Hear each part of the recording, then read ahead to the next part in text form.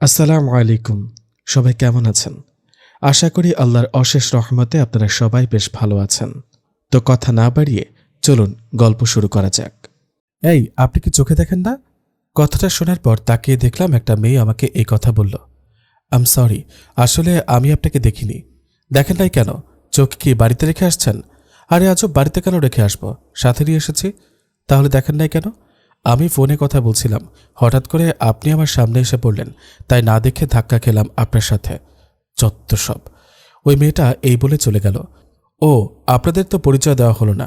আমি রাফি, অনার্স ৩য় বর্ষে পড়ি। পড়ালেখা করার জন্য ঢাকা ভার্সিটিতে আসা। ঢাকা আমার চেনা কেউ নেই, তাই একটা বাসার ব্যবস্থা করেছি অনেক কষ্ট করে। আর এখন যে মেয়েটা আমাকে বকা দিল তাকে আমি নিজেও চিনি না। আসলে আমি বন্ধুর সাথে ফোনে কথা বলতে বলতে সিঁড়ি দিয়ে যাচ্ছিলাম, হঠাৎ করে না দেখে মেয়েটার সাথে ধাক্কা খেয়ে যায়। আর তারপর কি হলো সেটা তো দেখলেনি। নিশ্চয়ই মেয়েটা এখানে ভাড়াটিয়া হবে। যাই হোক, আমার কি, সিঁড়ি বেয়ে নিজের রুমে যাচ্ছিলাম, হঠাৎ করে রাফি শোনো বাবা। তাকিয়ে দেখি বাড়িওয়ালা। আসলে বাড়িওয়ালা হলেন বয়স্ক মহিলা। উনি একদম ভালো একটা মানুষ। যদি ভালো না হতেন তাহলে আমাকে ব্যাচেলর ভাড়া দিতেন না। জি আন্টি বলেন, তোমার এখানে কোনো অসুবিধা হচ্ছে না তো? জি না আন্টি, কিসের অসুবিধা হবে? আর আপনি আমার এত বড় উপকার করেছেন, এটাই অনেক। এখন তো ব্যাচেলর ভাড়া কেউ দেয় না, আর আপনি আমার এক কথায় দিয়ে দিলেন। কি যে বলো, তুমি এখানে পড়ালেখা করতে এসেছ, আর ঢাকা শহর এত ভালো চিনো না। আর তোমাকে দেখে অনেক ভালো পরিবারের ছেলে মনে হয়, তাই আমি তোমাকে ফিরিয়ে দিতে পারিনি। আচ্ছা আন্টি, আঙ্কেল কোথায় থাকে? তাকে তো এখনও দেখিনি। উনি তো অন্য দেশে থাকে, কয়েক মাস পর পর বাসায় আসে। আমি আর আমার মেয়ে থাকি। ও আচ্ছা। রাতে ডিনার করতে আসবে? না আন্টি থাক, আমি খেয়ে নিতে পারবো। আরে তুমি এখন কি খাবে? আজকে এসেছো, হোটেল থেকে খেয়ে নিব। হোটেলের খাবার ভালো না, আজকে আমাদের এখানে এসে ডিনার করবে। আচ্ছা আন্টি দেখি। দেখা দেখি নাই, আমি তোমার মায়ের সমান, আমার কথা বুঝি শুনবা না? আচ্ছা আন্টি আসবো। তাহলে আন্টি এখন আমি আসি। আচ্ছা যাও বাবা। আসলে বাড়িওয়ালা অনেক ভালো মানুষ, দেখে বোঝা যায়। নিজের রুমে এসে একটা ঘুম দিলাম। তারপর দরজায় নক করার শব্দে ঘুম ভাঙল। দরজা খুললাম, দেখি কাজের বুয়া। আপনাকে ম্যাডাম ডাকছে, বুয়া বলল। আচ্ছা আপনি যান, আমি আসছি। তারপর ফ্রেশ হয়ে নিলাম, ফ্রেশ হয়ে গেলাম ডিনার করতে। আসসালামু আলাইকুম। ওয়ালাইকুম আসসালাম। বসো বাবা। চেয়ার একটা নিয়ে বসলাম। অনেক খাবার তৈরি করেছে, এনার মন অনেক বড়। তার কিছুক্ষণ পর, এ কি, এটা তো ওই মেয়েটা যে সকালে আমাকে বকা দিয়েছে। এই মেয়েটা এই ঘরে কি করে? নিশ্চয়ই বাড়িওয়ালার মেয়ে হবে। মেয়েটা আসার সময় আমার দিকে হা করে তাকিয়ে আছে।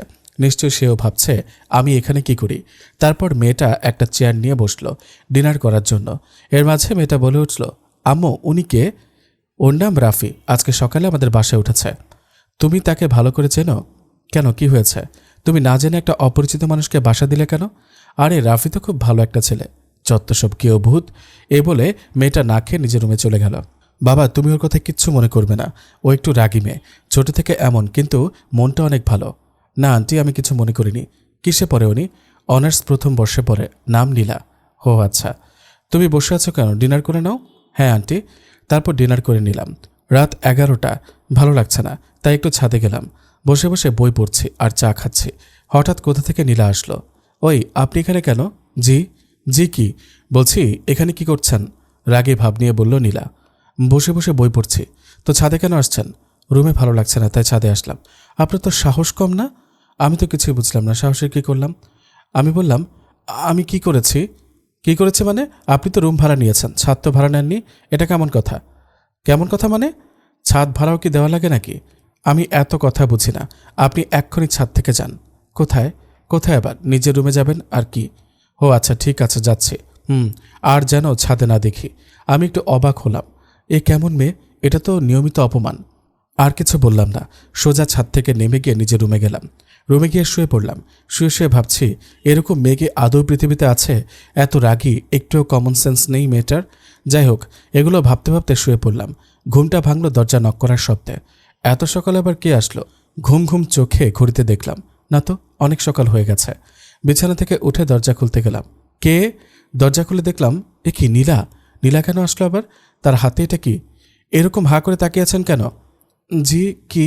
দরজা খুলতে এতক্ষণ লাগে নাকি? জি, কিছু বলবেন? ধরেন। এটা কি? বিষ। মানে?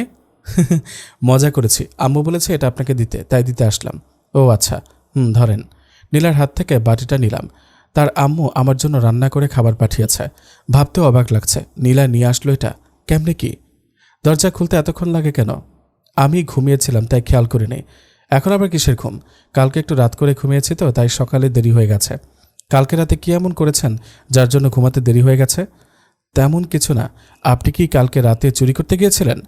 কথাটা শুনে আমি একটু অবাক হয়ে নীলার দিকে তাকালাম। তারপর বললাম, চুরি করতে যাব কেন? আমাকে দেখে কি আপনার চোর মনে হয়? তা তো মনে হয়। আমি তো পুরাই হা। মেয়েটা কি বলে? তার কথা শুনে আমি 4-5টা কাশি দিয়ে বললাম, আপনার আর কিছু বলার আছে? আপনি তো বললেন না কালকে রাতে কি করেছেন। আমি কালকে রাতে কি করেছি সব কি মেয়েটাকে বলতে হবে নাকি? এটা কেমন কথা? রাগ হলো প্রচুর, কিন্তু কি আর করার, বাড়িওয়ালার মেয়ে তাই বললাম। আসলে বই পড়ছিলাম। আমার রাতে বই পড়া একটা নিয়মিত নেশা। তাই? আচ্ছা ঠিক আছে, আর যেন দরজা খুলতে দেরি না হয়। নীলা চলে যাচ্ছিল। আপনি কি আবার আসবেন? কেন? না, বললেন যে আর যেন দরজা খুলতে দেরি না হয়। আসতেও পারি। একটা অচেনা মানুষকে আম্মু ভাড়া দিয়েছে। আপনি চোরও তো হতে পারেন, তাই দেখতে হবে না কি করছেন। এটা বলে নীলা মুচকে হাসি দিয়ে চলে গেল। আমি দরজা বন্ধ করে আয়নাতে নিজেকে দেখলাম। সত্যি কি আমাকে চোরের মতো লাগে নাকি? নীলা মজা করছে। কেউ তো কখনো আমাকে চোর বলে নাই। কিছুক্ষণ আয়নাতে নিজের চেহারা দেখার পর বুঝলাম, ধুর, এটা কি করছে আমি? মেয়েটা তো মজাও করতে পারে। তারপর নীলা যে খাবার দিল এটা খুললাম। কি ঘ্রাণ খাবারের! না ভেবে খেয়ে নিলাম। দারুণ রান্না করেছে। তারপর ভার্সিটিতে যাওয়ার জন্য রেডি হয়ে বাইরে গিয়ে একটা রিক্সা নিয়ে যাচ্ছিলাম। দেখছি নীলাও বাইরে দাঁড়িয়ে আছে রিক্সার জন্য। আসলে তার ভার্সিটি আর আমার ভার্সিটি পাশাপাশি, তাই আমি তার কাছে রিক্সা নিয়ে গেলাম। কি রিক্সার জন্য দাঁড়িয়ে আছেন? দেখছেন না? কই, আশেপাশে তো কোনো রিক্সা দেখছি না।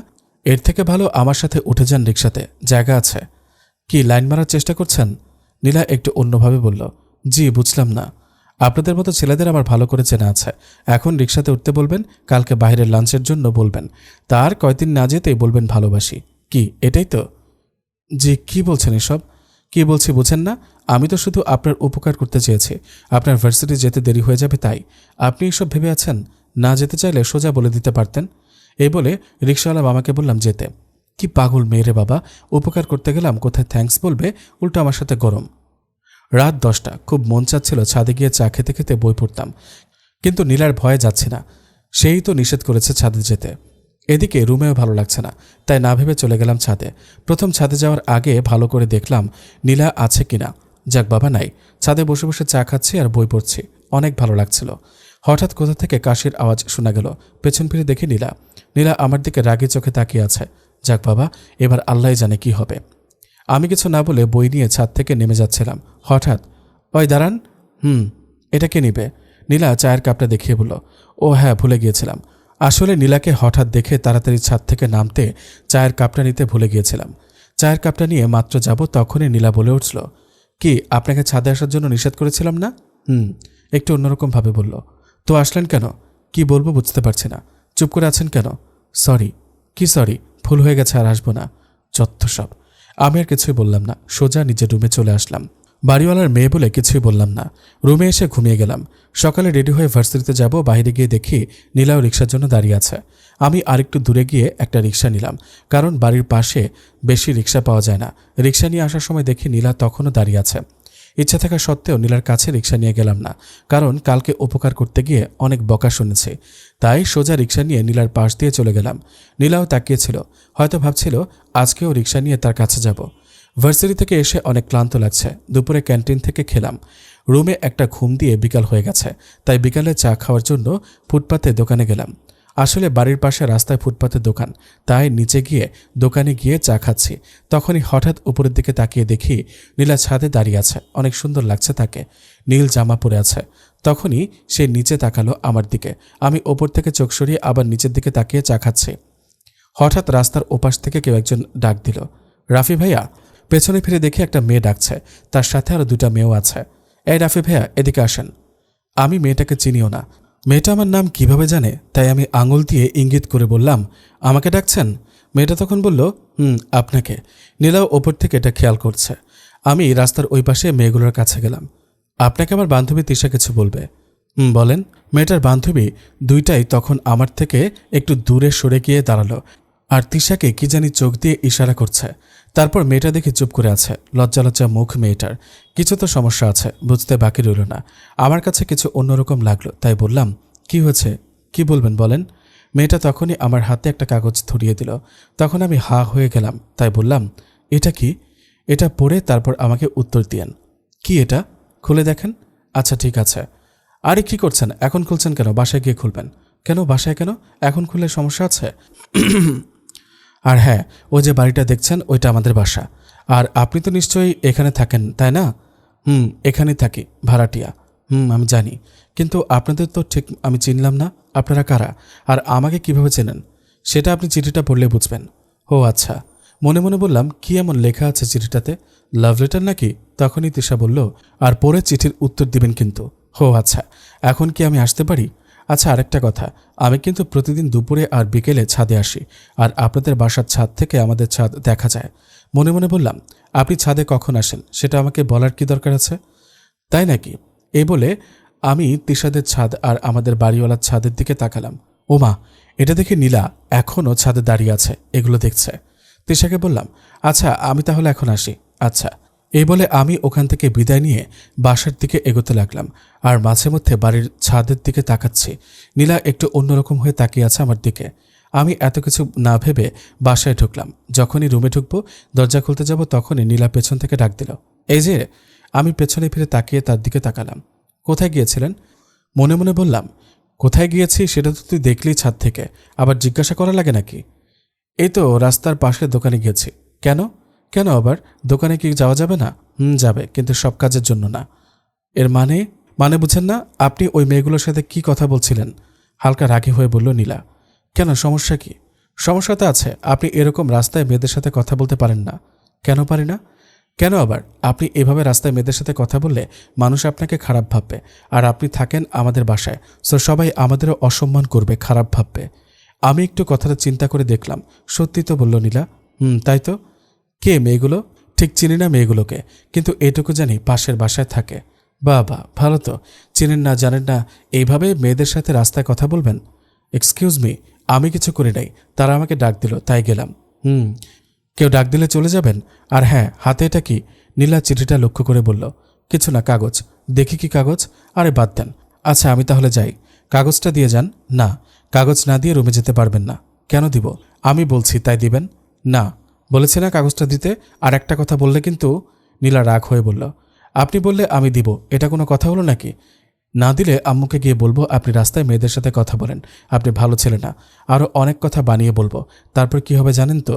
নীলা ভ্রু কুচকে বলল, এ তো দেখি অনেক চালাক মেয়ে। না না, এরকম করবেন না। অনেক কষ্টে বাসাটা পেয়েছি, এখান থেকে বাহির করে দিলে আমার রাস্তায় থাকা লাগবে। এখন তো ব্যাচেলর ভাড়া কেউ দেয় না। গুড, বুঝেছেন। এবার কাগজ দিবেন নাকি যাব? কি আর করার, বাধ্য হয়ে কাগজটা নীলার হাতে দিলাম। আসলে কাগজে কি লেখা আছে আমি নিজেও জানি না। নীলা আমার দিকে তাকিয়ে আবার কাগজটা খুলল, তারপর পড়তে লাগলো। আমিও শুনছি। রাফি বলল, আমি ঠিক জানি না আপনি এটা পড়ে কি ভাববেন, কিন্তু এটাই সত্যি। আমি প্রথম দেখায় আপনাকে ভালোবেসে ফেলেছি। আপনাকে আমার খুব ভালো লেগে যায়, সবসময় আপনার কথা ভাবি। তাই বেশি দেরি না করে আমার আগে কেউ বলে দেওয়ার আগে আমি আপনাকে এই চিঠিটা দিলাম। যদি আপনি আমাকে পছন্দ করে থাকেন তাহলে নিচের নাম্বারে কল দিন। আশা করি খুব তাড়াতাড়ি উত্তর পাব। ভালো থাকবেন। ইতি, তিশা। মনে মনে বললাম, যেটা ভাবছি সেটাই হলো। Love letter. মেয়েটা তো মন্দ না দেখতে, অনেক সুন্দর মেয়েটা। এসব ভাবছি, হঠাৎ করেই নীলা বলল, তো এই কাহিনী, লুকিয়ে লুকিয়ে এইসব চলছে? আরে আজব, লুকিয়ে লুকিয়ে কি চলবে? আমি তো মেয়েটাকে জানিও না। আচ্ছা ঠিক আছে, চিঠিটা আমার কাছে থাকবে। এটা কেমন কথা? কেমন কথা মানে? চিঠি দিল আমাকে, আপনার কাছে থাকবে কেন? আমার কাছে থাকবে, কোনো সমস্যা আছে? আমি এই কথা শুনে একটু অবাক হলাম। নীলা এসব কি বলছে? আচ্ছা রাখেন, কিন্তু চিঠিতে যে নাম্বারটা আছে সেটা দেন। কেন কেন? নাম্বার কেন? কেন আবার? ওই মেয়ে কল দেওয়ার জন্য বলছে না? বাহ বাহ। বলেছে যদি পছন্দ করেন তাহলে কল দিতে বলেছে। আপনি কি তাকে পছন্দ করেন? ঠিক জানি না। ঠিক জানি না কি, তাহলে পছন্দ করেন? ভেবে দেখি। নীলা আমার দিকে রাগীভাবে তাকিয়ে আছে। একটু ভয় পেয়েছি, কিন্তু ভাবছি নীলা কেন রাগ করছে। তার চোখ গরম দেখে এমনি বলে দিলাম, না। কি না? পছন্দ করি না। এই তো ভালো ছেলে, এবার রুমে যান। কিন্তু নাম্বার? খবরদার আর একবার নাম্বারের কথা বললে রুমে ঢুকতে দিব না। আমি ভয়ে ভয়ে মাথা নাড়া দিলাম, ঠিক আছে। নীলা কাগজটা নিয়ে নেমে যায় সিঁড়ি দিয়ে। আমি বোকার মতো কিছুই বুঝলাম না। নীলা কেন রাগ করলো? আমার চিঠি আমার হাত থেকে নিয়ে গেল, এটা তো এক ধরনের ডাকাতি। আমি তাকে কিছুই বলতে পারি না। যদি রাগ দেখায়, নীলা তার মাকে সব বলবে, তারপর তো আর বাসায় থাকা লাগবে না। তাই রিস্কটাও নিলাম না আর। রুমে গিয়ে শুয়ে আছি। এদিকে প্রায় রাত 8টা, তাই খাওয়া দাওয়া করে নিলাম। খুব ইচ্ছা করছিল ছাদে যেতে, কিন্তু নীলার নিষেধ করায় যেতে পারছি না। তাই মোবাইল নিয়ে কিছুক্ষণ গুতাগুতি করে শুয়ে পড়লাম। সকালে ঘুম থেকে উঠে ফ্রেশ হয়ে ভার্সিটি যাওয়ার প্রস্তুতি নিয়ে বাইরে রিক্সার জন্য গেলাম। প্রতিদিনের মতো নীলা আজও রিক্সার জন্য দাঁড়িয়ে আছে। বুঝলাম না, মেয়েটাকে একটা রিক্সা জোগাড় করতে পারে না নাকি ভাবতেও খুব দেখাতে পারে। আমি আগের মতো একটা রিক্সা জোগাড় করলাম। ভাবছি নীলাকে রিক্সায় ডাকবো নাকি ডাকবো না। না থাক, ডাকলে আবার ভাব উঠে যাবে। এইসব ভাবতে ভাবতে হঠাৎ দেখলাম কেউ একজন আমার রিক্সায় উঠে আমার পাশে বসে গেছে। আচমকা তাকিয়ে দেখি তিশা। একটু চমকে গেলাম তাকে দেখে। আরে এইসব কি, আপনি রিক্সায় উঠেছেন কেন? আপনার সাথে আমার কথা আছে। আরে আজব, তাই বলে এইভাবে ঠুস করে রিক্সা উঠে যাবেন? আপনি না একটু বেশি কথা বলেন। চাচা, আপনি রিক্সা টান দেন তো। না। কি না? রিক্সা টানবে না? রিক্সা টানবে না মানে? এখানে বসে থাকার জন্য রিক্সা ডেকেছেন নাকি? আমি তো যাব ভার্সিটিতে, আপনি কোথায় যাবেন? আমি কলেজে যাব। আচ্ছা, আমি আপনাকে একটা রিক্সা ঠিক করে দিচ্ছি। চুপ করে বসে থাকেন। চাচা, আপনি টানেন। একে তো ভয় পাচ্ছি মেয়েটা আমার সাথে এক রিক্সায় বসে গেছে, তারপর থেকে বেশি ভয় পাচ্ছি নীলার সামনে থেকে সব দেখছে। আজকে নিশ্চয়ই বাড়ি ছেড়ে চলে যেতে হবে। নীলার পাশ দিয়ে যখন রিক্সা যাচ্ছে নীলা আমার দিকে চোখ লাল করে তাকিয়ে আছে। নিশ্চয়ই আজকে কপালে শনি আছে। রিক্সা যখন চলছে হঠাৎ তিশা বলে উঠল, আপনি কি চিঠিটা পড়েছেন? তাহলে আপনি কল দেন নাই কেন? আমি কি বলবো বুঝতে পারছি না। আমাকে আপনার পছন্দ হয়নি? মেয়েটা দেখতে আমার থেকে অনেক ছোট মনে হয়, কিন্তু তার চেহারা খারাপ না। কিন্তু হয়তো আবেগের বশে এসব করছে। আচ্ছা, আপনি কিসে পড়েন? Intermediate first year. আপনি আমার থেকে কমপক্ষে 6 বছরের ছোট হবেন, তা কি বুঝতে পারছেন? কিন্তু ছোট হলে কি হয়েছে? আর এখানে বয়সের কথা কেন আসছে? আসছে। আপনার সামনে এইচএসসি পরীক্ষা। আপনার এখন তার প্রস্তুতি নেওয়া প্রয়োজন। প্রেম করার এখন সময় না। এখন প্রেম করলে আমি জানি আপনার পরীক্ষা ভালো হবে না। এর থেকে ভালো হবে আপনি এইসব না ভেবে পড়ালেখায় নজর দিন। ধুর, আমি পাশ করব নাকি ফেল করব তা আমি বুঝব। আপনার তা নিয়ে ভাবতে হবে না। আপনি কি আমাকে পছন্দ করেন কিনা সেটা বলেন। দেখেন, একে তো আপনি জানেন আমি গরিব, আর আপনি অনেক ভালো পরিবারের মেয়ে। আমাদের পরিবার কখনো এটা মানবে না। আর তারপরও যদি বলেন প্রেম করবেন, তাহলে আমার পক্ষে এটা সম্ভব না। আপনি দেখতে অনেক সুন্দর, আমার থেকে আরও ভালো ছেলে পাবেন। এবার নিশ্চয়ই কাজ হয়ে যাবে, মনে মনে বললাম। সবাইকে ভালোবাসা যায় না, আমি শুধু আপনাকে ভালোবাসি। প্লিজ প্লিজ প্লিজ, না করবেন না। কি মুসিবতে পড়লাম, এই তো দেখছি কোনোভাবেই বুঝতে পারছে না। তারপর আমি বললাম, এই মামা দাঁড়ান। রিক্সাওয়ালাকে বললাম, কেন? আমি রিক্সা থেকে নেমে গেলাম। একটু কাজ আছে আমার এখানে। এখানে কি কাজ? এই তো আর একটু গেলে আমার একটা আঙ্কেলের বাসা, তার কাছে যাব। কিন্তু আপনি না ভার্সিটি যাবেন? এই রে, কি বলবো মনে মনে বললাম। যাব তো। এই তো আঙ্কেলের সাথে কিছু কাজ আছে, ওইটা সেরে আবার ভার্সিটিতে যাব। ও আচ্ছা, সমস্যা নেই, আমি ওয়েট করছি। আপনি আসেন, আমি এখানে আছি। না না, আপনি যান, আমার একটু দেরি হয়ে যাবে। আর হ্যাঁ, ভাড়াটা আমি দিয়ে দিচ্ছি। এই বলে রিক্সাওয়ালাকে ভাড়াটা দিয়ে দিলাম। আরে কি করছেন, আমি দেব। না থাক, সমস্যা নেই, আমার কাছে ভাড়া ছিল। এটা আপনি কি করলেন? আপনি না হয় আরেকদিন দিয়েন। কিন্তু আচ্ছা, বেশি কথা না বলে যান, এমনিতে অনেক দেরি হয়ে যাচ্ছে আপনার। মামা, আপনি জানতো। রিক্সাও চলে যাচ্ছে। আমিও পেছন ফিরে একটা বড় নিঃশ্বাস নিলাম। উফ, বাঁচা গেল। আমার ঢাকা শহরে কেউ নেই, আঙ্কেল তো দূরের কথা। মেয়েটার হাত থেকে বাঁচার জন্য এই মিথ্যা বললাম। তারপর একটা সিএনজি করে সোজা ভার্সিটিতে গেলাম। ভার্সিটির শেষে বাসায় ফিরলাম। কিছুক্ষণ পর মনে পড়ল নীলার কথা। নীলা আমাকে নিষেধ করেছে তিশার সাথে কথা বলতে, কিন্তু এখন তো তার সাথে রিক্সায় দেখছে। এবার কি হবে আমি বুঝতে পারছি না। এত কিছু ভেবে কি হবে? মনকে সান্ত্বনা দিলাম। ফ্রেশ হয়ে নিজে রান্না করে দুপুরে খেয়ে নিলাম। তারপর কিছুক্ষণ ঘুম দিলাম। বিকেলে হঠাৎ দরজায় নক। কে আবার নক করছে? নীলা না তো? একটু ভয়ে দরজা খুললাম। দরজা খুলে দেখি না তো, এ তো কাজের বুয়া। একটু শান্তি পেলাম তাকে দেখে। জি বলেন। আপনাকে মেম সাহেব ডাকতেছে। কার মেম সাহেব? নীলা আপা। শুনে বুক দূর করে উঠল। বিদ্যুতের শক যেন বুকের মধ্যে লেগে গেছে। যেটার ভয় পেয়েছি সেটাই পেয়ে গেলাম। দূর। কেন? সেটা আমি জানি না। কোথায় যেতে বলেছে? আপনাকে ছাদে যেতে বলেছে। আচ্ছা, আপনি যান, আমি আসছি। দরজা বন্ধ করে দিলাম। ছাদে যাব নাকি যাব না? কি হবে এবার? কিছু সমস্যা হবে না তো? অনেক চিন্তা মাথার মধ্যে ঘোরাঘুরি করছে। অনেক চিন্তা করে ভাবলাম ছাদে যাব না, তাই দরজা বন্ধ করে আবার ঘুমিয়ে পড়লাম। ভয়ে ঘুমও আসছে না। কিছুক্ষণ পর আবার দরজায় নক। আবার কি আসলো? নীলা না তো, নাকি বুয়া? তাই বিছানা থেকে উঠে আস্তে করে দরজা খুললাম। ওমা, নীলা! দেখেই যেন হার্টবিট বেড়ে গেছে। নীলা আমার দিকে কিছুক্ষণ তাকিয়ে বলল, কি বিজি? না, কেন? নীলা আমার দিকে রাগে লুকে তাকিয়ে বলল, আবার শান্তভাবে বলল, কি করছেন রুমে? কিছু না। ও আচ্ছা, কিছু না। বুয়া আসছে? কিছু বলেনি আপনাকে? কি? আপনি নাকি আমাকে ডাকছেন এটা বলেছে? এটা বলেছে? জি। আমি আপনাকে ডাকছি, কিন্তু আপনি আসেন নাই কেন? মানে আমি কি বলবো বুঝে পাচ্ছি না। ইয়ে ইয়ে কি? হ্যাঁ, তোতলান কেন? আমি আপনার জন্য কতক্ষণ ছাদে অপেক্ষা করেছি জানেন? জি হ্যাঁ, আপনি তো বললেন ছাদে না যেতে। এবার একটা বাহানা পেয়েছি। যাক, মনে হয় বাঁচলাম।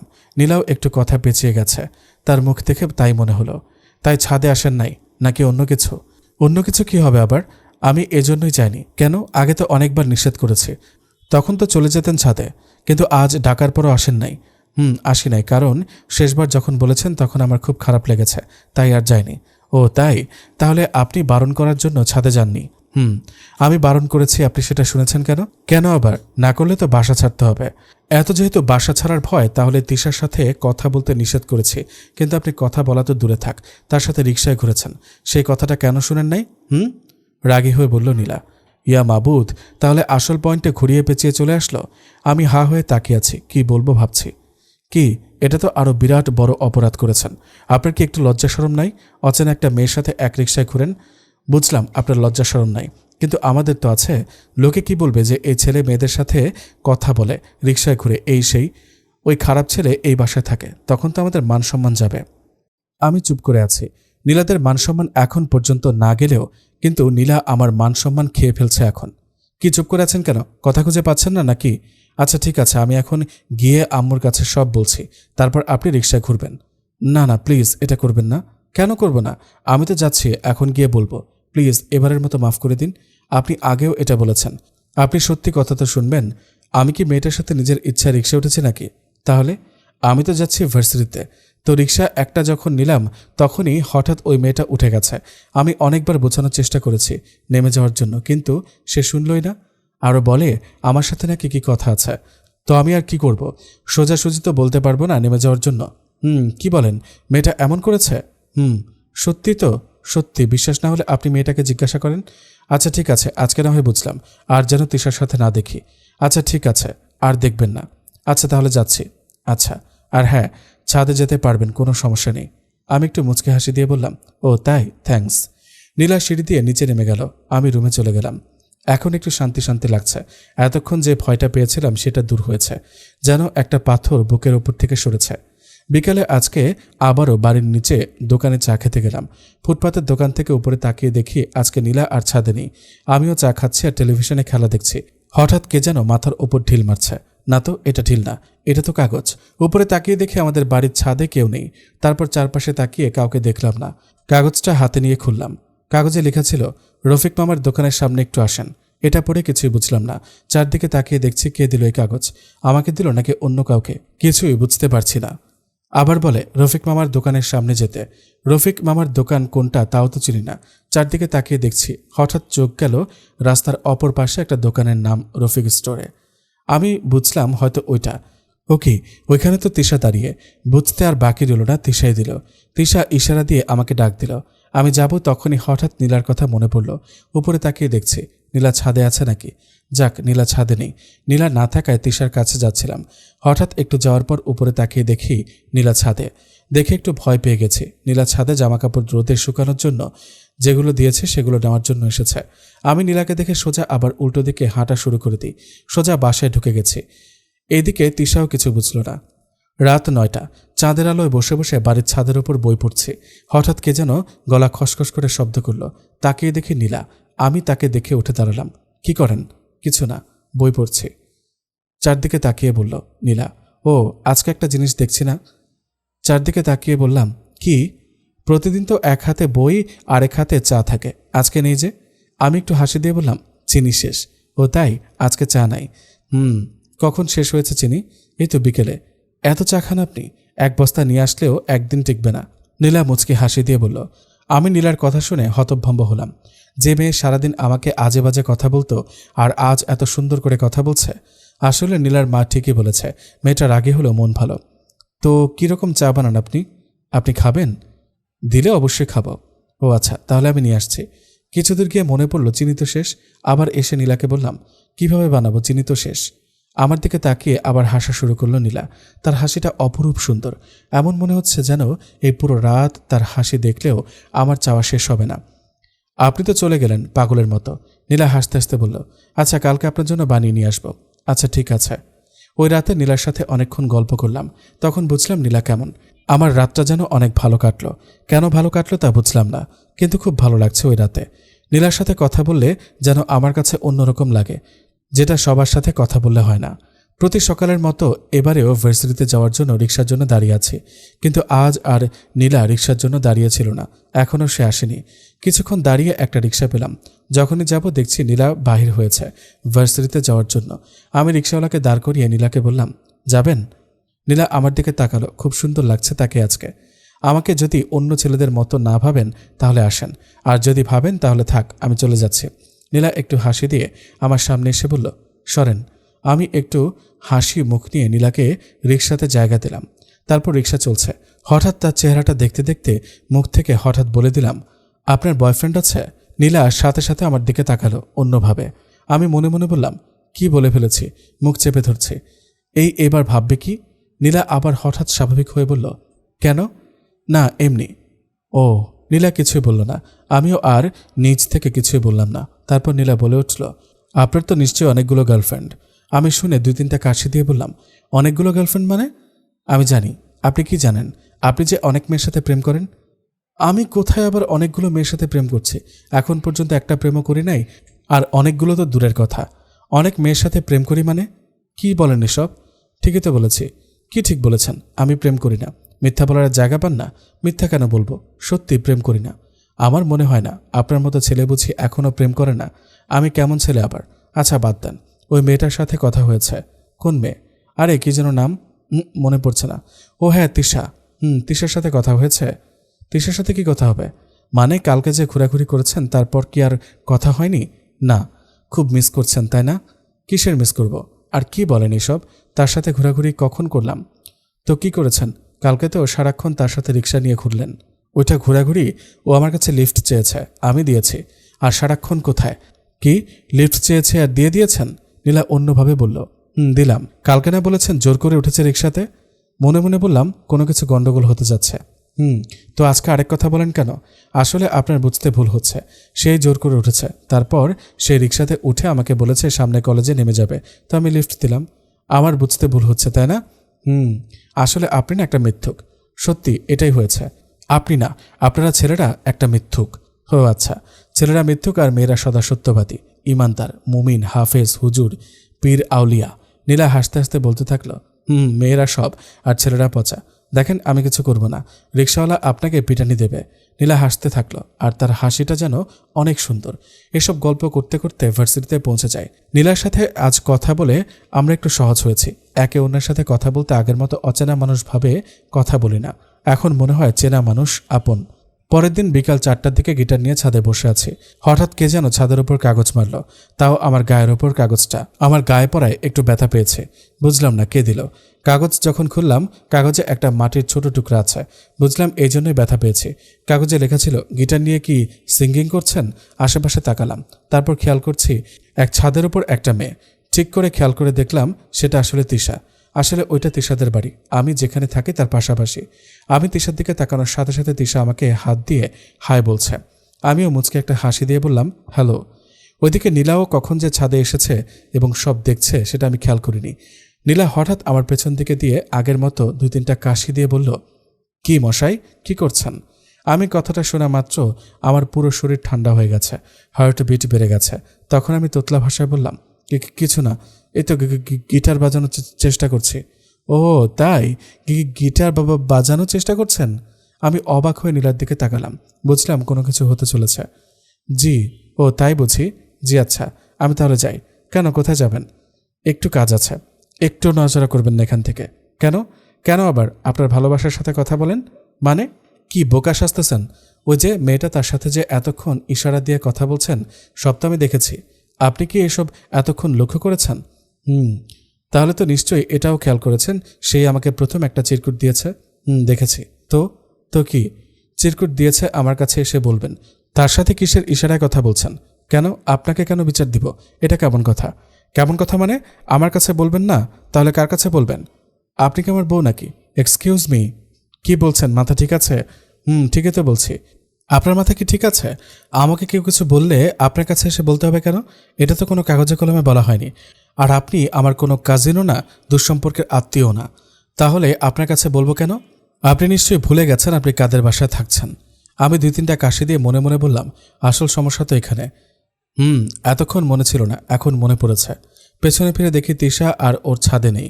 মনে হয় ছাদ থেকে নেমে গেছে। যাই হোক, বাঁচলাম। আচ্ছা, আমি যাই। আমি ছাদ থেকে চলে যাচ্ছিলাম, হঠাৎ পেছন থেকে নীলা একটু হাসি আর রাগের কণ্ঠে বলল, এই যে মিস্টার রাম ছাগল, গিটার নেবেন না?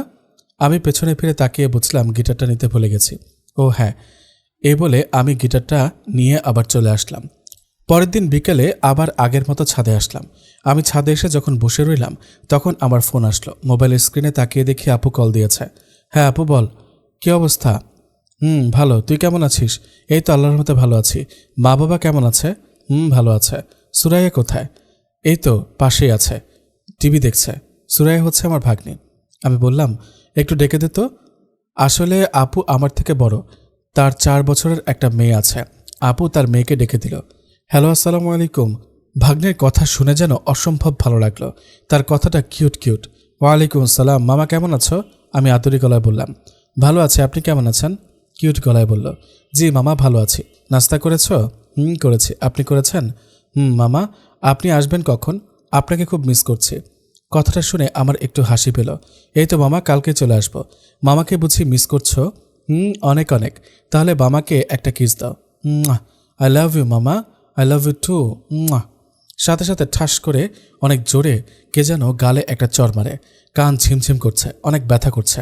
মোবাইলটা ছাদ থেকে পড়ে যায়। আমি গালে হাত দিয়ে তাকিয়ে দেখে নীলা। কিছুই বুঝলাম না। গালে হাত দিয়ে নীলার দিকে হা হয়ে তাকিয়ে আছি। মারলেন কেন? কেন মারলাম বুঝোস না? আমি নীলার দিকে তাকিয়ে মাথা নাড়িয়ে বললাম, না। তোর সাহস তো কম না? তুই আমাদের ছাদে উঠে মোবাইলে মেয়েদের সাথে আই লাভ ইউ করছিস? বেয়াদব। মানে আপনার কোথাও ভুল হচ্ছে। আমি আর একটা কথা বললে থাপড়ায়া বাড়ি থেকে বাইর করে দিব। আমি নিজের কানে শুনেছি। কিন্তু ওইটা তো আমার বোনের মেয়ে, আমার ভাগ্নি। কথাটা বলার সাথে সাথে আবার ঠাস করে আরেকটা মারল। বেয়াদব। মাকে আমি আগে বলেছিলাম তুই একটা বেয়াদব ছেলে, তবুও তোরে মা বাসা দিয়েছে। আর এখন মায়ের ভালো আচরণে তুই মাথার উপর উঠে গেছিস, ফাজিল। আমি নিচের দিকে তাকিয়ে রইলাম আর নীলা ভুল বুঝে উল্টোপাল্টা বকছে। তোর তো লজ্জাশরম কিচ্ছু নাই। অনেকবার বলার সত্ত্বেও তুই ওই মেয়েটার সাথে রিকশায় ঘুরিস, ইশারায় কথা বলিস, আর এখন ছাদে উঠে প্রেম করছিস মনে। যত সব রাস্তার পোলাপান। নীলার কথাগুলো শুনে অতিরিক্ত খারাপ লাগছে। তাদের বাসায় উঠেছি বলে এইসব কথা শোনানোর কোনো মানেই হয় না। আমি নীলার বাজে আচরণ দেখে হতভম্ব হয়ে তার দিকে তাকিয়ে আছি। আপনি যে এতগুলো কথা বলেছেন, জেনে বুঝে বলেছেন তো? তিশার সাথে রিকশায় কেন যাওয়া, সবকিছু আপনাকে আমি বলেছি। তারপরও কেন এই কথা বলছেন? আর ইশারায় কথা বলা এটা আপনার ভুল বোঝা। কারোর সাথে সাধারণভাবে কথা বললে সেটা প্রেম হয় না। আমি যে আপনার সাথে কথা বলছি এটা কি প্রেম? প্রেম না তো। তাহলে আমি তিশার সাথে কথা বললে সেটা প্রেম হবে কেন? আর ফোনে কার সাথে কি বলছি না বুঝে কাউকে এভাবে মারা ঠিক না। আমি কোনো আপনার ছোট ভাই আর কাজিন না। আমি রাস্তার ছেলে, এটা ঠিক। আপনাদের থেকে তো গরিব, এজন্যই তো সবসময় যখন খুশি মারবেন, তাই না? নীলা নিচের দিকে তাকিয়ে আছে, কিছুই বলছে না। আর আমিও আর কিছুই বললাম না। নীলার পাশ দিয়ে ছাদ থেকে নেমে যায়। নীলা ছাদে দাঁড়িয়ে আছে। আসলে নীলা রাফিকে চড় মারার মূল কারণ হলো, রাফি যখন ফোনে কথা বলছিল তখন অন্য ছাদে তিশাও ফোনে কারোর সাথে কথা বলছিল। আর নীলা ভাবল রাফি তিশার সাথে কথা বলছে। কিন্তু এখন তো নীলার চড় মারার কারণে রাফির ফোন ছাদ থেকে পড়ে যায়, কিন্তু তিশা এখনও ফোনে কথা বলছে। দেখে নীলা বুঝল যে রাফি তিশার সাথে কথা বলছে না, হয়তো ভাগ্নির সাথে কথা বলছিল। আমি রাস্তায় গিয়ে মোবাইলটা নিলাম। পুরো ডিসপ্লে ভেঙে গেছে। উপরে তাকিয়ে দেখে নীলা ছাদ থেকে সব তাকিয়ে দেখছে করুণ দৃষ্টিতে। আমি মোবাইলটা নিয়ে সোজা রুমে চলে যাই। নীলা চিন্তা করে দেখল রাফির সাথে যেটা করেছে বিরাট ভুল। তাই তার কাছে মাফ চাওয়ার সিদ্ধান্ত নিল। টাকা অল্প থাকায় দোকান থেকে ছোট 1350 টাকার একটা বাটন ফোন কিনলাম। রাত 10টা যখন আমি ঘুমিয়েছিলাম হঠাৎ ফোন বেজে উঠল। হ্যালো ভাই, ঘুমিয়ে গেছিস? আপু ফোন করেছে। কেন? মা অনেক অসুস্থ। কেন, কি হয়েছে? সাথে সাথে বিছানা থেকে লাফ দিয়ে উঠে গেছি। মায়ের প্রেশার বেশি হয়ে গেছে, এখন হাসপাতালে আছে। কখন হয়েছে আমাকে বলিস নাই কেন? ফোন দিয়েছি, তোর ফোন বন্ধ ছিল। বুঝলাম, ফোন তো নষ্ট হয়ে গিয়েছিল। ও আচ্ছা, এখন তুই কোথায়? হাসপাতালে আছি, তুই আসতে পারবি? আমি একা মেয়ে মানুষ কিভাবে সব করব? আর বাবার তো বয়স হয়েছে, তুই আসলে ভালো হতো। আচ্ছা ঠিক আছে, আসছি। কোন হাসপাতাল আমাকে টেক্সট করে ঠিকানাটা পাঠিয়ে দিস। আচ্ছা। ফোন রেখে ফ্রেশ হয়ে বাড়িওয়ালার ফ্ল্যাটে গেলাম। দরজা নক করলাম। একটু পর আন্টি দরজা খুলল। আসসালামু আলাইকুম। ওয়ালাইকুম আসসালাম। রাফি, তুমি এত রাতে? কি হয়েছে, কোনো সমস্যা? না আন্টি, বেশি কিছু না, একটু সমস্যা। কি হয়েছে? আচ্ছা আগে ভেতরে এসে বসো। আমি ভিতরে গিয়ে বসলাম। বাবা কি হয়েছে বলো। আসলে আন্টি আজ বিকেলে মা হঠাৎ করে অসুস্থ হয়ে যায়, প্রেশার হাই হয়ে গিয়েছে, বেশি সিরিয়াস, এজন্য মাকে হসপিটালে ভর্তি করানো হয়েছে। কি বলো? এখন একটু স্বাভাবিক আছে, ডাক্তার বলেছে কয়েকদিন হাসপাতালে থাকতে হবে সুস্থ না হওয়া পর্যন্ত। কিন্তু মায়ের দেখাশোনা করার জন্য শুধু আপু আছে, কিন্তু সে একা একটা মেয়ে সবকিছু তো করতে পারবে না, তাই এখন আমার যেতে হচ্ছে। এখনই যাবে? এত রাতে কিভাবে যাবে? সমস্যা নেই আন্টি, যেতে পারবো। ও হ্যাঁ, এই নিন, আমি পকেট থেকে মাসের টাকা দিলাম। কিসের টাকা? আন্টি বাড়ি ভাড়া। কিন্তু তোমার তো এখন পুরো মাসও হয়নি। সমস্যা নেই আন্টি, আর কয়েকদিন হলে তো এমনি হয়ে যেত, একটু আগেই দিয়ে দিলাম। এই নাও, টাকা লাগবে না, তোমার হয়তো এখন বিপদে লাগতে পারে। না না আন্টি, আমার কাছে টাকা আছে। আর হ্যাঁ, উঠি আন্টি, দেরি হয়ে যাচ্ছে। আচ্ছা বাবা, তোমার নাম্বারটা দিয়ে যাও। আচ্ছা, সেভ করে রাখলাম। ঠিক আছে আন্টি। নীলা কোথায়? ও তো ঘুমাচ্ছে। কেন? না আন্টি, দেখছি না তাই। ডেকে দেব? না আন্টি থাক, ঘুমাচ্ছে যেহেতু। আচ্ছা আন্টি, আমি তাহলে আসি। আচ্ছা বাবা, আল্লাহ হাফেজ। জি আন্টি, আসসালামু আলাইকুম। জামা কাপড় সব গুছিয়ে বের হয়ে গেলাম। রাতে একটা গাড়ি নিয়ে সোজা হাসপাতালে চলে গেলাম। যেতে যেতে ভোর হয়ে গিয়েছে। হাসপাতালে গিয়ে মাকে দেখলাম, সবার সাথে কথা বললাম। সবাই আমাকে দেখে অনেক খুশি হয়ে যায়। আমার প্রচণ্ড মাথা ব্যথা করছিল না ঘুমানোর জন্য, সেটা আপু বুঝতে পারল। তাই আপু বাড়িতে যেতে বলেছে, মানে নিজ বাড়ি গ্রামে। হাসপাতাল থেকে আমাদের বাড়ি অল্প একটু দূরে, তাই আপু বলছে বাড়িতে গিয়ে বিশ্রাম নিতে। অনেকবার জোর করার পর বাড়িতে গেলাম। হাসপাতালে তো আর বিশ্রাম নেওয়া যায় না। বাড়িতে গিয়ে এক ঘুম দিলাম, পুরোপুরি বিকেলে উঠলাম। শহর আর গ্রামের ঘুম অনেক পার্থক্য। ঘুম থেকে উঠে মনে হলো সকাল হয়ে গেছে, পরে দেখি না বিকাল। তাই ফ্রেশ হয়ে বের হলাম। উদ্দেশ্য গ্রামের সবকিছু দেখা, অনেকদিন দেখি না। তার থেকে বড় উদ্দেশ্য বন্ধুদের কাছে যাওয়া, তাই বের হলাম। সর্বপ্রথম বন্ধুদের সাথে দেখা করলাম। সবাই আড্ডা দিচ্ছিল, আমাকে দেখে জড়িয়ে ধরল, আমিও ধরলাম। সবার সাথে কথা বলে সবাই বলল আজকে পার্টি হবে, বহুদিন পর একসাথে নাকি পার্টি করবে। তাই আমিও আর নিষেধ করি নাই। আসলে আমার বন্ধুরা সবাই একরকম না। একজন ভীতু কিন্তু প্রেম করে, আর দুজন পুরো ইফটিজার, আর একজন নেতা, তার বাবা মেম্বার এলাকার, আর একজন সব দিক দিয়ে আছে। সবাই মিলে আমরা সবসময় শয়তানি করি। গ্রামের নারিকেল, পেয়ারা, আম, লেবু, পেঁপে, তাল, বিশেষ করে যত কিছু আছে সব চুরি করে আমরা একসাথে খেয়ে ফেলতাম। আর গ্রামের বেশিরভাগ মানুষ জানে আমরা এরকম শয়তান, তাই কেউ আমাদের কিছু বলতো না। আমি তাদের সাথে আড্ডা দিয়ে বাড়ি ফিরে আসলাম। অনেকদিন পর, ভালো লাগছে। কিন্তু রেডি হয়ে গেলাম হাসপাতালে। এদিকে নীলা রাফির কাছে ক্ষমা চাওয়ার জন্য তার অপেক্ষায় বসে আছে, কিন্তু তাকে দেখতে পারছে না। বিকাল হয়ে গেছে অপেক্ষা করতে করতে। তাই না পেরে নীলা গেল তার রুমে, গিয়ে দেখে তার দরজায় তালা দেওয়া। এটা দেখে নীলার যেন বিদ্যুৎ গতিতে তার বুকে শক দিয়ে ওঠে। তালা কেন দেওয়া? কোথাও কি গিয়েছে? চলে গিয়েছে? এইসব ভাবতে ভাবতে নীলা একটু অন্যমনস্ক হয়ে যায়। তার ভেতরে যেন রাফিকে মিস করছে। রাতে আবার গিয়ে নীলা দেখল তাও আবার তালা দেওয়া। এবার নীলা একটু নিশ্চিত হলো রাফি নেই। তাই আরও নিশ্চিত হওয়ার জন্য আরেকদিন অপেক্ষা করল। পরের দিনও দেখে নাই। তারপরে আবার গেল, তাও দরজায় তালা দেয়া। এবার বুঝল রাফি চলে গেছে। 2 দিন রাফিকে না দেখায় নীলা অনেক মিস করতে লাগলো। সব জায়গাতে মনে হয় রাফি দাঁড়িয়ে, কিন্তু গিয়ে দেখে নাই। তার কাছে রাফিকে না দেখায় না বুঝে নীলা বিছানায় কাঁদতে শুরু করে দেয়। সে নিজেও বুঝতে পারছে না কেন কাঁদছে। হয়তো রাফিকে মিস করছে। রাফিকে ভাবতে ভাবতে নিজের মনের অজানায় তাকে ভালোবেসে ফেলে। মায়ের কাছে গিয়ে নীলা বলল, কি করো আম্মু? কাজ করছি। কেন? না এমনি। কিছুক্ষণ নীলা ভাবল কিভাবে রাফির ব্যাপারে মাকে জিজ্ঞাসা করবে, বুঝতে পারছে না। আচ্ছা মা, উপরের ফ্ল্যাটে তালা দেওয়া কেন? ওইখানে তো একটা লোক থাকতো। কে, রাফি? সেই তো 4 দিন আগে চলে গেছে, তাই তালা দেওয়া। কেন? হঠাৎ তার মা অসুস্থ হয়ে যায়, হাসপাতালে ভর্তি হয়, তাই চলে যায়। কিন্তু কখন গিয়েছে দেখি নাই যে। রাতে গিয়েছে, তুই তো ঘুমেছিলি। ও, এবার নীলা বিছানায় গিয়ে অনেক বেশি কাঁদে। তার মনে এটা বিরাজ করছে, হয়তো আর রাফিকে দেখবে না, তার সাথে অনেক খারাপ ব্যবহার করেছে, ক্ষমা চাওয়াও হলো না। এসব ভেবে কাঁদতে লাগলো। এদিকে রাফি তার মায়ের জন্য ডাক্তার যা পরামর্শ দিয়েছে তা নিয়ে ব্যস্ত। মায়ের ঔষধ নিয়ে আসা, ফল নিয়ে আসা, এসব করছে। আর নীলার হৃদয়ে ধীরে ধীরে রাফির জন্য গভীর ভালোবাসা সৃষ্টি হচ্ছে। সে রাফিকে অনেক মিস করছে, যার ফলে ঠিকমতো খাওয়া দাওয়া করছে না, কথাবার্তা বলছে না। কাঁদতে কাঁদতে চোখের নিচে কালো দাগ হয়ে গেছে, যেটা নীলার মা কয়েকদিন যাবৎ লক্ষ্য করেছে। রাফিও নীলাকে মিস করছে, কিন্তু তার মাথায় একটা কথাই ঘুরছে, নীলা কোথায় আর সে কোথায়। তারা অনেক বড় লোক, তাকে নিয়ে স্বপ্ন না দেখাই ভালো। তাই রাফি নিজেকে সান্ত্বনা দিয়ে এসব ভাবছে না। 7 দিন হয়ে যায়, মাও সুস্থ হয়ে যায়। তাই মাকে নিয়ে বাড়ি চলে আসি। রাতে যখন টিভি দেখছি, হঠাৎ আপু এসে বলে, তুই সারাদিন শুধু আড্ডা আর খেলায় থাকবি? তো কি করব? দেখ ভাই, বাড়িটা কেমন একা একা লাগে তুই না থাকলে। কি বলতে চাস সেটা বল। ভাই, তোকে একটা রিকোয়েস্ট করে, রাখবি? কি রিকোয়েস্ট? আগে বল, রাখবি? দেখি। দেখা দেখি নাই, ক্লিয়ার করে বল। আচ্ছা রাখবো, বল। তুই কিন্তু আগেও বলেছিস রাখবি, কিন্তু রাখলি না। আমি একটু চিন্তা করলাম, কি এমন কথা? আচ্ছা যা, রাখবো না। এখন যা, খেলা দেখতে দে। ভাই প্লিজ এমন করিস না, বোনের এই আবদারটা রাখ। আরে আগে বলবি তো কি আবদার? দেখ, আমি কয়দিন পর আবার চলে যাব জামাইয়ের বাড়িতে, আর মা বাবার দেখাশোনা করার মতো কেউ নেই। প্লিজ ভাই, বিয়ে করে একটা বউ নিয়ে আয় না, সেই না হয় দেখবে। জানতাম এমন কথাই বলবে, প্রতিবার এসবই বলে। আমার এখনো বিয়ের বয়স হয়েছে নাকি? বা তো কখন হবে? বুড়ো হয়ে গেলে তুই। আচ্ছা যা, খেলা দেখতে দে। তুই কিন্তু রাখবি বলেছিস। আরে আমি বিয়ে করে বউকে খাওয়াবো কি? তুই সেটা নিয়ে চিন্তা করিস না, আমি তো দুলাভাইকে বলবো তোর জন্য একটা চাকরি জোগাড় করতে। হয়েছে, যা এবার। প্রতিবার তুই এমন করিস কেন? তোর পছন্দের কেউ থাকলে বল। বকবক করিস না তো প্লিজ ভাই। তুই যাবি নাকি আমি চলে যাব? আমার কথা না হয় বাদ দিলাম, মায়ের কথা একবার ভাব। আমি তো কিছু বলতে যাব, তখনই মা হাজির। সীমা তো ঠিকই বলেছে, তুই কি আমি মরার পর বিয়ে করবি? মা বলল। এবার মা সহ বকবক করছে। আমি বললাম, আচ্ছা মা, হঠাৎ বিয়ের কথা কেন আসছে? আপু বলল, আম্মু তুমি কিছু বলো। দেখ বাবা, আমারও তো বয়স হয়েছে, কয়দিন পর এমনি চলে যাব। তুই বুঝি আমার নাতি নাতির মুখও দেখতে দিবি না? সেটাও বুঝি আমার কপালে নাই। শুরু হয়েছে বাংলা ছায়াছবির ডায়লগ। আচ্ছা মা, দেখি। এই বলে চলে আসলাম তাড়াতাড়ি দোকানে। আর একটু থাকলে রাজি করিয়ে ছাড়ত। দোকানে গিয়ে দেখি মোবাইল নেই। মোবাইল কোথায়? আবার মনে হয় বাসায় রেখে আসছি, তাই না ভেবে বন্ধুদের সাথে আড্ডা দিচ্ছি। এদিকে নীলা 7 দিন রাফিকে না দেখে একদম পাগলের মতো হয়ে গেছে।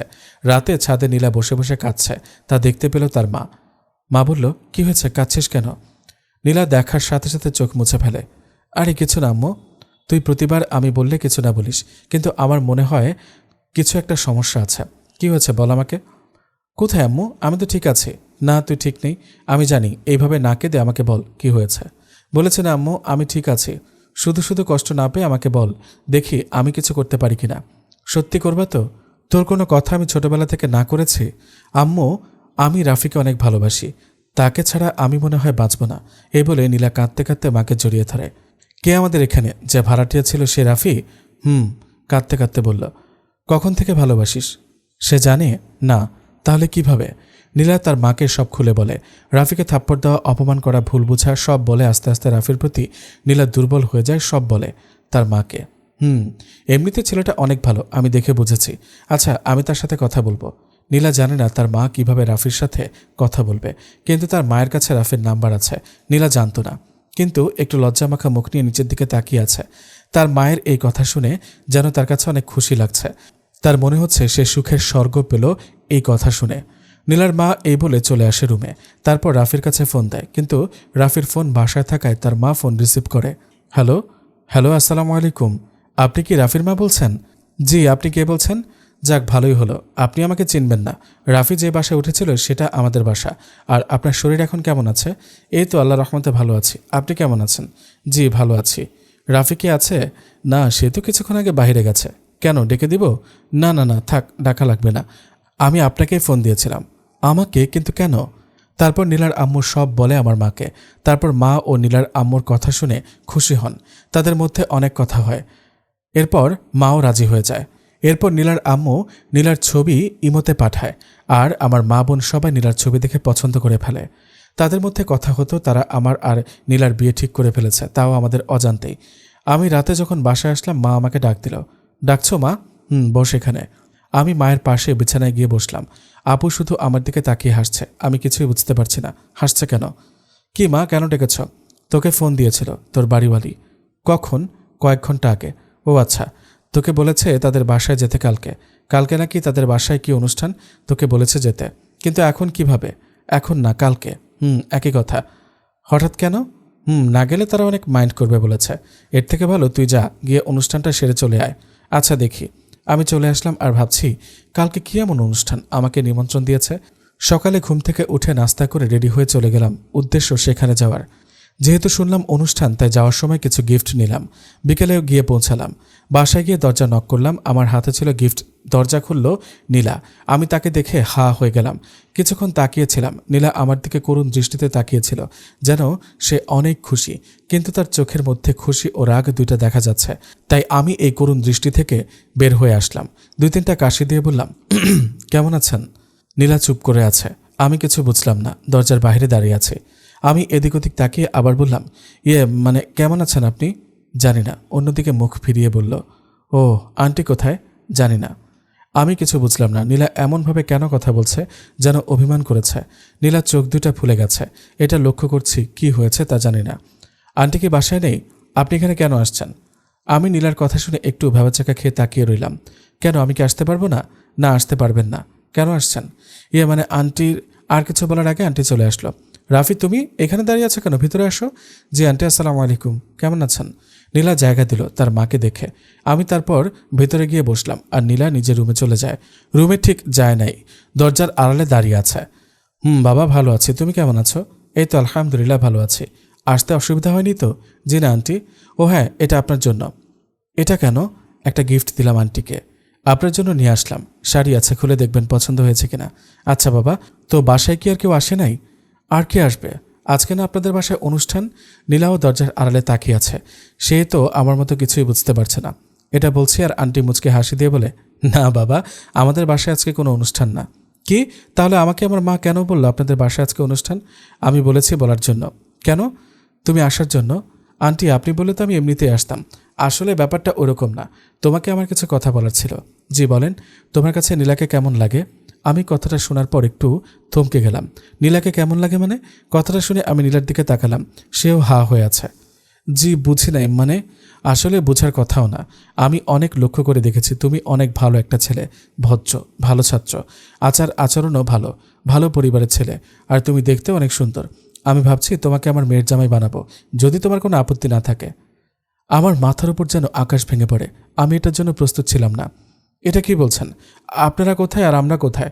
আপনারা অনেক বড় লোক আর আমরা সাধারণ মধ্যবিত্ত পরিবার। এটা কিভাবে হয়?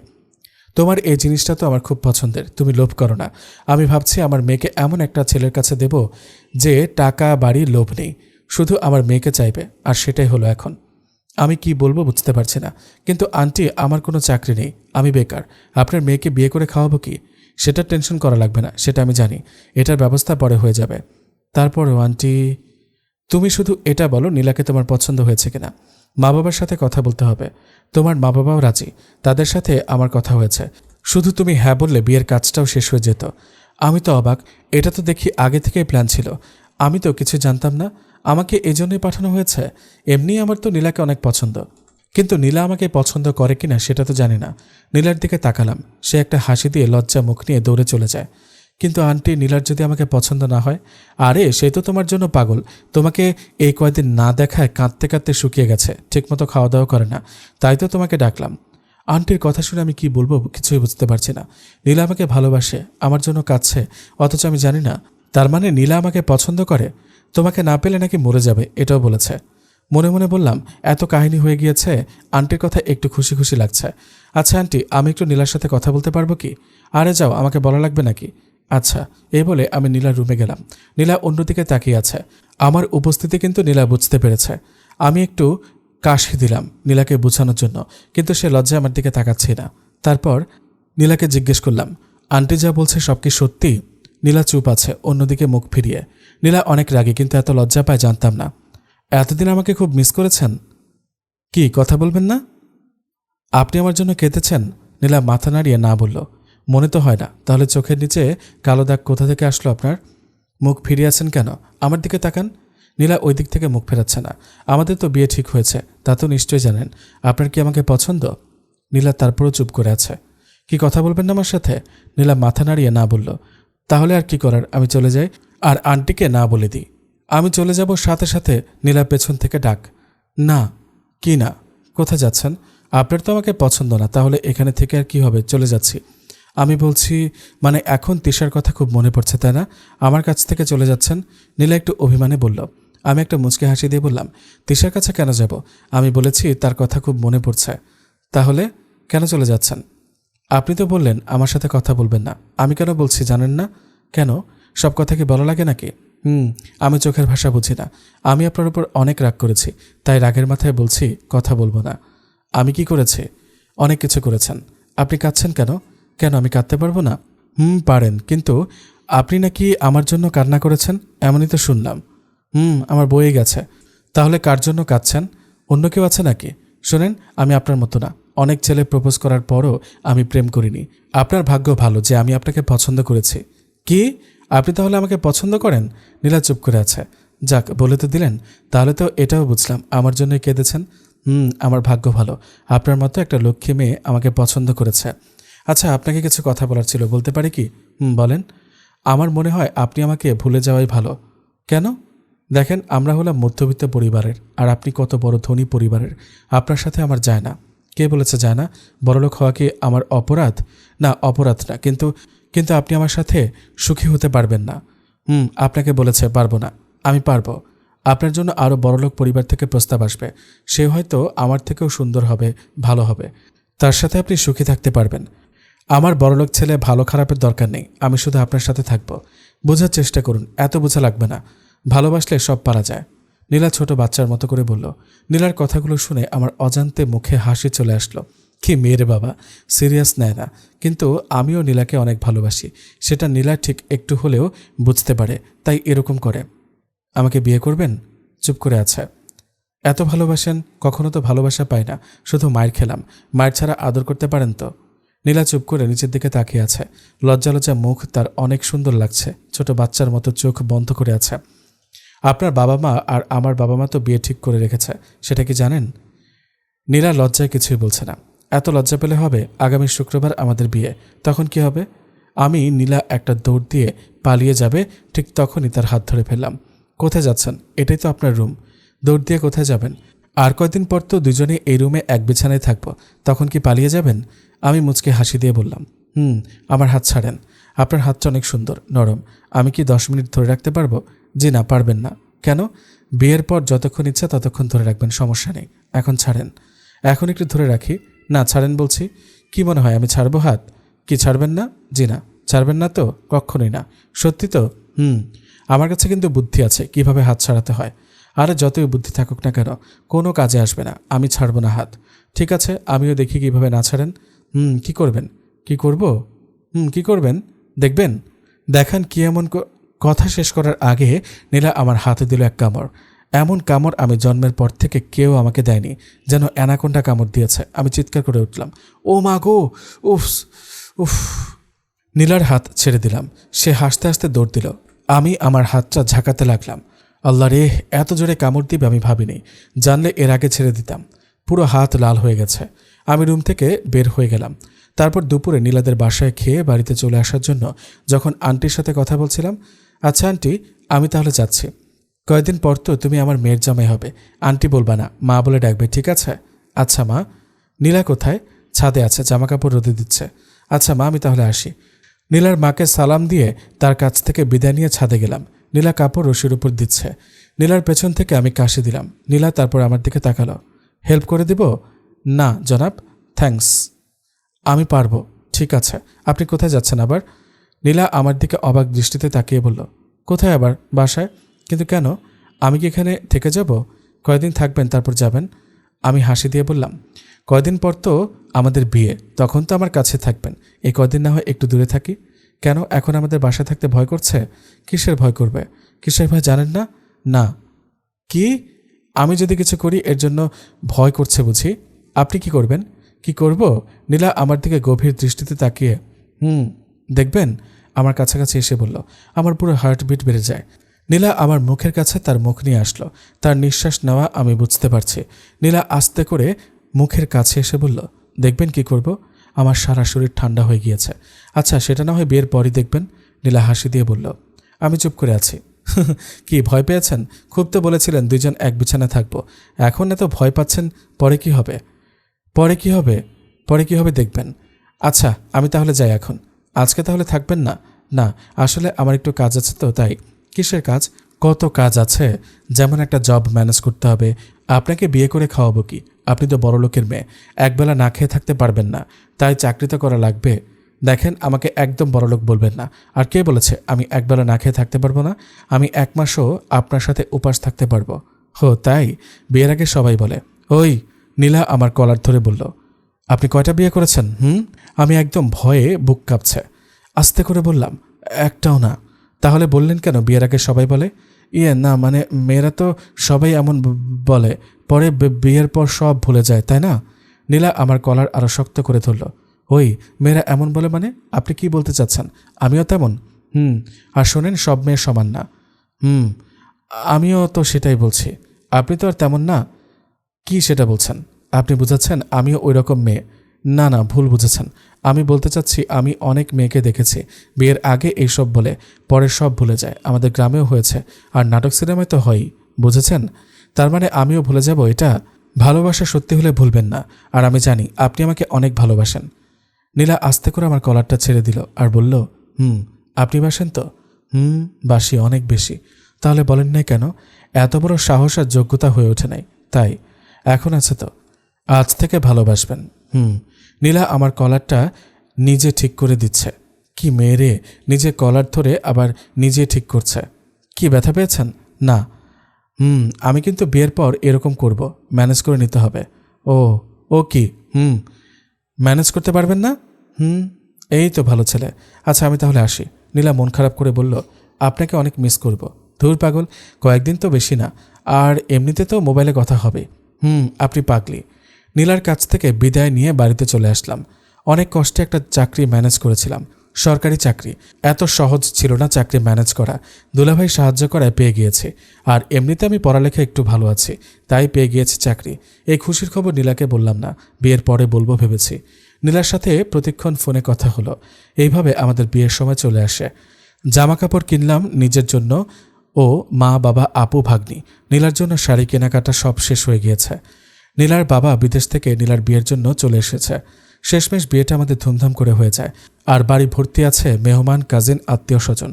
সাথে আছে তো আমার বন্ধুদের ফাজলামি। তারা কেউ মেয়ে পটানো নিয়ে ব্যস্ত, আর কেউ আছে আমাকে খোটানো নিয়ে। কেউ নাচানাচি করছে।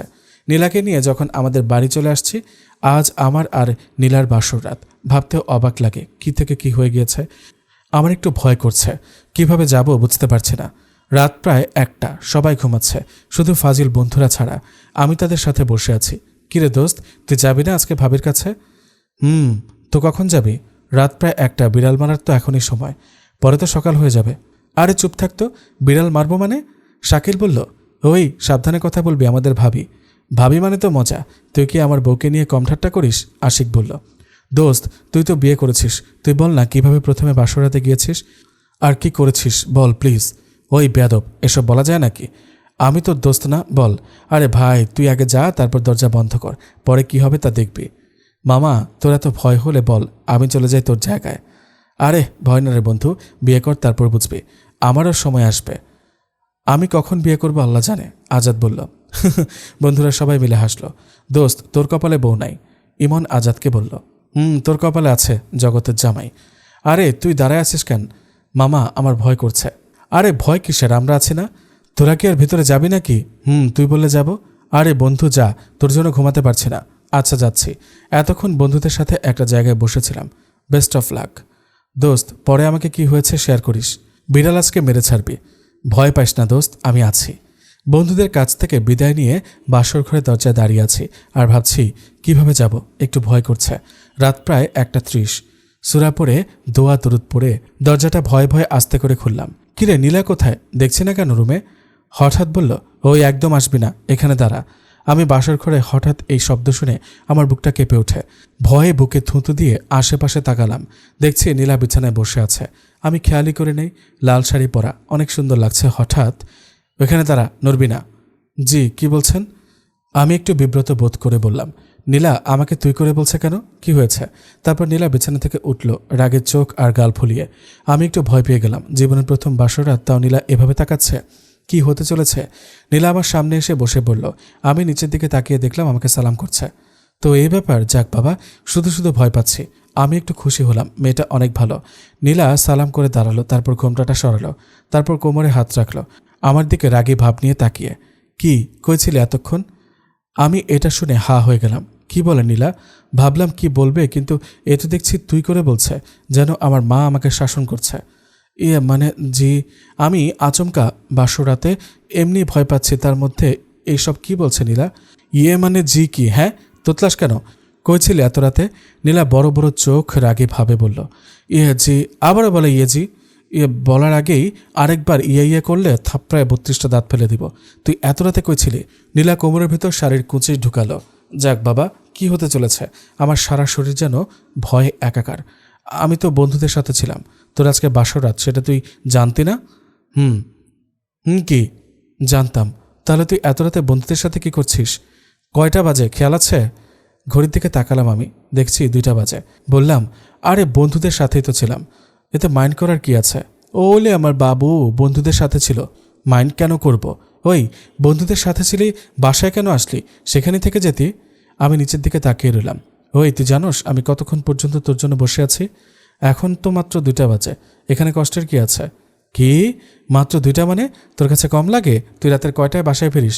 দাঁড়া, আজকে তোর একদিন কি আমার একদিন। নীলার শাড়ির কোমরের ভেতর ঢুকিয়ে কি যেন খুঁজছে। নীলার খবর তো আমি কিছুই জানি না, কিছু করে ফেলবে, তাই আমি ভয়ে সোজা রুম থেকে বাইরে বের হয়ে যাচ্ছিলাম। নীলা বলে উঠল, ওই কই যাচ্ছিস? নীলা এই বলে আমার আগে এসে দরজাটা বন্ধ করে দিল, দরজার হুকটাও দিয়ে দিল। আমি ভয় ভাবলাম এবার কি হবে। নীলা এসে আমার পাঞ্জাবির কলার ধরে দেওয়ালের সাথে নিয়ে গিয়ে আমার গায়ের সাথে তার শরীর বাজিয়ে শক্ত করে আমার মুখের কাছে তার মুখ নিয়ে এসে বলল, কই যাচ্ছিস এত রাতে? কোথাও না। আমাকে ফেলে চলে যাবি? না। তুই জানোস আমি কতক্ষণ পর্যন্ত তোর জন্য বসে আছি? তোর বুঝে আমার কথা একবারও মনে পড়েনি? নীলা আমার মুখের কাছে এসে আস্তে করে বলছে কথাগুলো। সরি, ভুল হয়ে গেছে, আর হবে না, প্লিজ ছেড়ে দিন। আমাকে তুমি করে বলবি, আপনি করে বলবি না, আমি তোর বউ। বলবো, প্লিজ ছেড়ে দাও। কেন ছাড়বো? তুই কি আমার বর না? কিন্তু আমি তোমার থেকে বড়, তুমি আমাকে তুই করে বলছো কেন?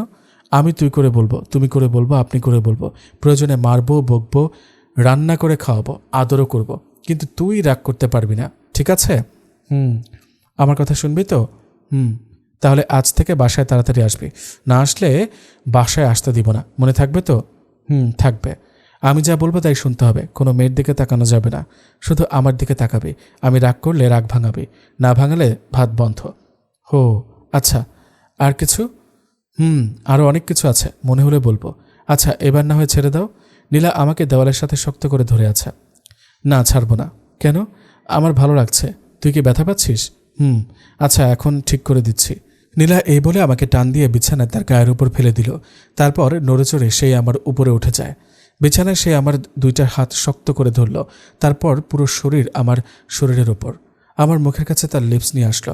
আমি তার শ্বাস নিঃশ্বাস নেওয়া বুঝতে পারছি, খুব জোরে জোরে আর তাড়াতাড়ি নিঃশ্বাস নিচ্ছে। সে আস্তে আস্তে আদুরে গলায় বলছে, তুমি কি জানো এখন সবাই ঘুমাচ্ছে? চারদিকে শুধু অন্ধকার, আর রুমে শুধু তুমি আর আমি।